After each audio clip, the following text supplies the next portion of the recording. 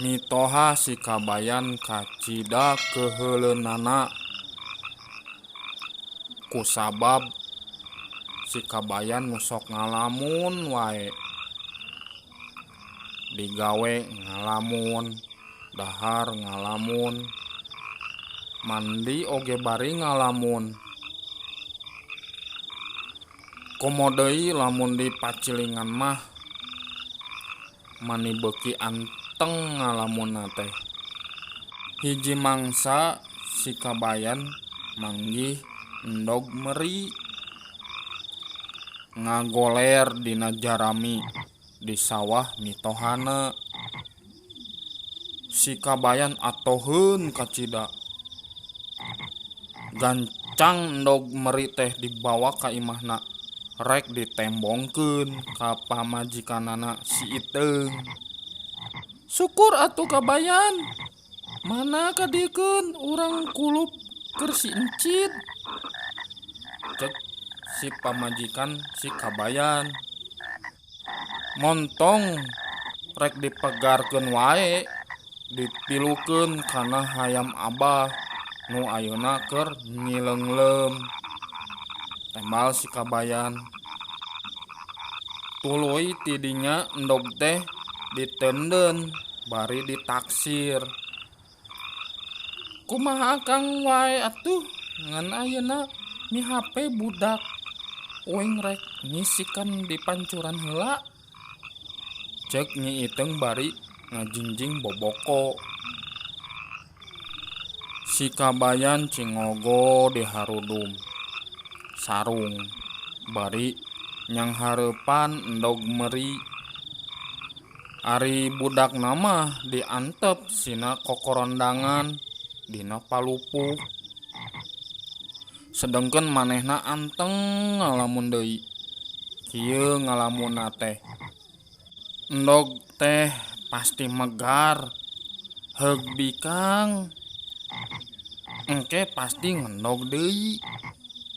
Upamana bae ngendogna 10 terus dipegarkeun deui.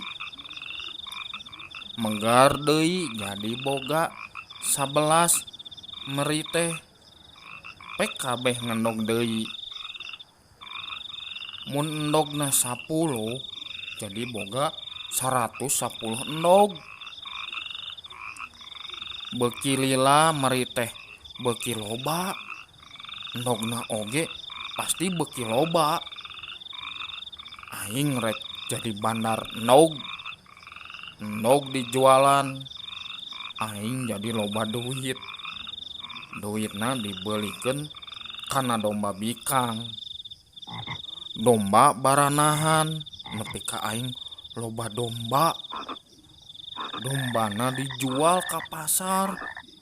Terus dibelikeun munding sarakit. Munding oge baranahan. Aing bakal loba munding. Aduh, huhuy. Munding aing meni rendang di sawah. Keur anteng kitu, geprak wae endog si kabayan teh dibaledog ku Nyi Iteung nepi ka peupeus. Sing horeng endog teh kacing calang. Kabayan, cik atuh kana ngalamun teh mani kamalinaan. Tuh tenjo si Encit mani bencunur sirahna ti dagor kana tihang da diantep wae. Si kabayan kalakah molotot ka pamajikanana. Kunaon mending aing diruksa ku maneh? Rasakeun yeuh paneunggel, cek si kabayan bari ngamang-ngamang sapu. Pamajikan si kabayan sieuneun tuluy lumpat ka imah kolotna bari ngais budak. Si kabayan ngudag bari angger ngamang-ngamang sapu. Mitohana norojol ti imah. Tuluy nanya ka si kabayan, kunaon maneh teh kabayan? Kawas nu teu eling. Bongan mending uing diruksak ku si Iteung Abah. Nah, di mana maneh boga munding? Man tina ngajual ladang endog asal nama tembal si Kabayan. Bohong getang, ngalamun ngukul bari nage nogna kacing calang.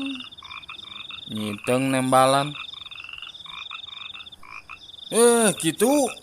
Paingan atuh kebon aing manileduk diranjah munding. Ari maneh boga munding mah. Hayo gantian. Mun teu digantian dilaporkeun ka polisi. Cek mitoha si Kabayan. Ampun abah. Abdi mah teu gaduh. Bulu-buluna acan munding teh. Eta mah lalamunan. Ayo iteng, urang balik. Si Kabayan tuluy ngajak balik ka pamajikanana. Mitohana ngan ukur bisa gogodeg. Isukanana si Kabayan dititah ngalah kalapa ku mitohana. Tina 10 kalapa si Kabayan bakal diburuhan kalapa sahulu. Si Kabayan atoheun pisan. Terekel bae naik kana tangkal kalapa rek ngalah kalapa nu kolot. Barang nepi ka luhur si Kabayan diuk si dengdang dina sala-sala dahan kalapa.